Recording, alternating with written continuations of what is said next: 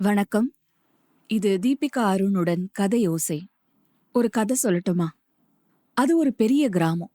அந்த கிராமத்துல ஒரு வழக்கம் இருந்துச்சு. ஒரு குடும்பத்துல எவ்வளவு பேர் இருக்காங்களோ அவ்வளவு மரங்களை வளர்த்து பாத்துக்கணும். காலம் மாற மாற இந்த வழக்கம் குறைஞ்சு போக ஆரம்பிச்சு பல பேரு மரத்தை கவனிக்கிறதையே நிறுத்திட்டாங்க. அப்படியே கொஞ்ச நஞ்சம் அக்கறை இருந்தாலும் அரை மனசோட ஏனோ தானோன்னு ஏதோ பண்ணுவாங்களே தவிர உருப்படியா ஒன்னும் பண்றத விட்டுட்டாங்க. இதுல அடுத்த வீட்டு மரத்தை பார்த்து பொறாமப்படுறது, ஏ மரம் ஒஸ்தி ஓ மரம் மட்டோன்னு சண்டை சச்சரவு.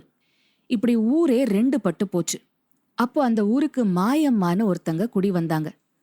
அவங்க முகத்துல தோல் சுருங்கி இருந்தாலும் கண்ணுல ஒரு தீர்க்கமான ஒளி இருந்துச்சு. பஞ்சாயத்து தலைவர், இந்தாமா, இந்த ஊர் வழக்கப்படி எல்லாரும் ஒரு மரத்தை வளர்த்து பாத்துக்கணும். ஊர் கோடியில இருக்கிற புளிய மரம் உன் பொறுப்பு, சரிதானே அப்படின்னு சொன்னாரு. அந்த புளிய மரம் பார்க்கவே ஏதோ வினோதமா இருக்கும். கிளையெல்லாம் முறுக்கிக்கிட்டு கோணலா இருக்கும். கிராமத்துல எப்பவும் கேட்கற சண்டை வம்பு தும்பு எதுவும் ஊர்கோடி புளிய மரம் வரைக்கும் வராததுனால அங்க இருந்த அமைதி மாயம்மாவுக்கு ரொம்ப பிடிச்சிருந்துச்சு. ஆனா ஊர்க்காரங்களுக்கு கோணலா இருக்கிற அந்த மரத்தையும் பிடிக்கல, தான் உண்டு தான் வேலை உண்டுன்னு இருக்கிற மாயம்மாவையும் பிடிக்கல. ஆனா அதுக்காக அவ என்னதான் பண்றான்னு பார்க்காம அவளை பத்தி வம்பு பேசாமவும் இருக்க முடியல. புளிய மரத்தை நிமிந்து பார்த்தா மாயம்மா. புளியம்பழம் காய்ச்சி குலுங்கி தொங்கிட்டு இருந்துச்சு.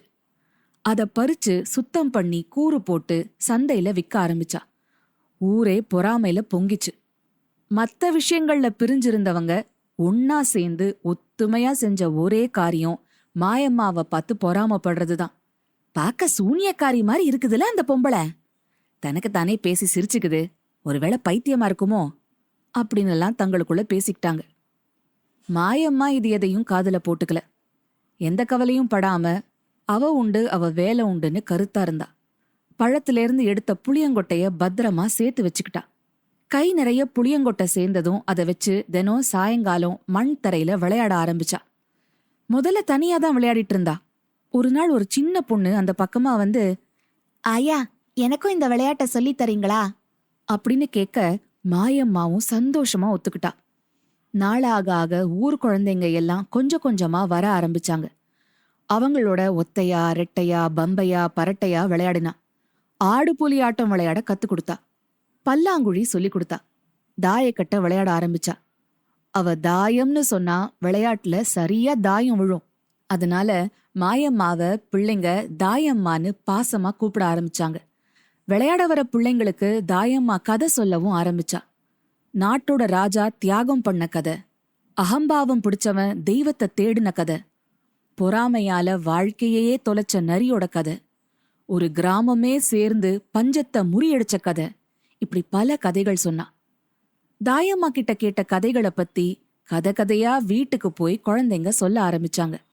ஒரு சிட்டுக்குருவி விடாம பறந்து பறந்து விதைய சேர்க்கிற மாதிரி தாயம்மா சொல்ற கதை அந்த ஊர்ல இருக்கிற எல்லாரையும் ஒவ்வொருத்தரையா அந்த புளிய மரத்துக்கடியில சேர்க்க ஆரம்பிச்சுது.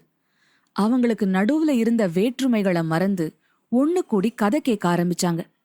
அவ சொன்ன ஒவ்வொரு கதையும் கிராம மக்கள் மனசுல விதையா விழுந்துச்சு. நாளாக ஆக விதை துளிர்க்க ஆரம்பிச்சுது. வேர்கள் விட ஆரம்பிச்சுது. பெரிய மரமா வளர்ந்து பூ பூத்து கனிய ஆரம்பிச்சுது.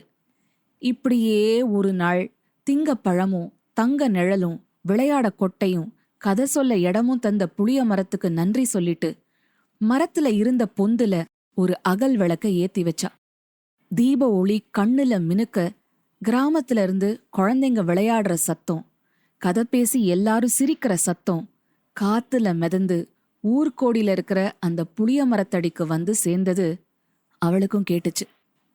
என்னடா திடீர்னு இந்த மாதிரி கதையெல்லாம் சொல்றாளேன்னு யோசிக்கிறீங்களா? வேற ஒன்றும் இல்லை. இந்த கதையில வர மாதிரி மனுஷங்களுக்கு நடுவுல நேசத்தையும் அன்பையும் வளர்க்குற பாலமா ஒரு கதை சொல்லியும் கதைகளும் இருக்க முடியுங்கிற நம்பிக்கையில ஆரம்பிச்சதுதான் கதையோசை. கதையோசை ஆரம்பிச்சு 5 வருஷம் ஆயிடுச்சு. 2 வருஷம் முன்னாடி கதையோசையோட 3rd ஆனிவர்சரிக்கு ஒரு ஆன்லைன் மீட்டப்பும் நேர்லையும் சந்திக்கிறதுக்கும் ஏற்பாடு பண்ணியிருந்தோம். இந்த வருஷம் ஒரு ஆன்லைன் மீட்டப் மட்டும் பிளான் பண்ணலாம் அப்படின்னு ஏப்ரல் 14 அன்னைக்கு இந்தியன் டைம் சாயங்காலம் 6:30 ஒரு மீட்டிங் அரேஞ்ச் பண்ணியிருக்கோம். கதையோசையோட ஃபியூச்சர் பிளான் என்ன, ஒரு புது பாட்காஸ்ட் லான்ச் பத்தியும் அனௌன்ஸ் பண்ணலான் இருக்கோம். கண்டிப்பா நீங்க வருவீங்கன்ற நம்பிக்கையில இந்த முயற்சி எடுக்கிறோம். கதையோசை பத்தின உங்க கருத்துக்கள், வருங்காலத்துல கதையோசை என்ன பண்ணலாங்கிறத பத்தின உங்களோட ஐடியாஸ், சஜஷன்ஸ் எல்லாத்தையுமே பேசலாம். கண்டிப்பா வாங்க. டிஸ்கிரிப்ஷன்ல கூகுள் மீட் லிங்க் இருக்கு. கேலண்டர்ல நோட் பண்ணிக்கோங்க. உங்களுக்கு இதை பத்தின மேலும் தகவல்கள் தெரியணும் அப்படின்னா கதையோசை 2019@gmail.com இமெயில் அனுப்புங்க, இல்ல சோஷியல் மீடியால மெசேஜஸ் அனுப்புங்க. உங்க எல்லாரையும் சந்திக்கிறதுக்கு ரொம்ப ஆவலா இருக்கேன். 14ஆம் தேதி இந்தியன் டைம் சாயங்காலம் 6:30 மணிக்கு. விரைவில் சந்திப்போம். இது தீபிகா அருணுடன் கதை ஓசை.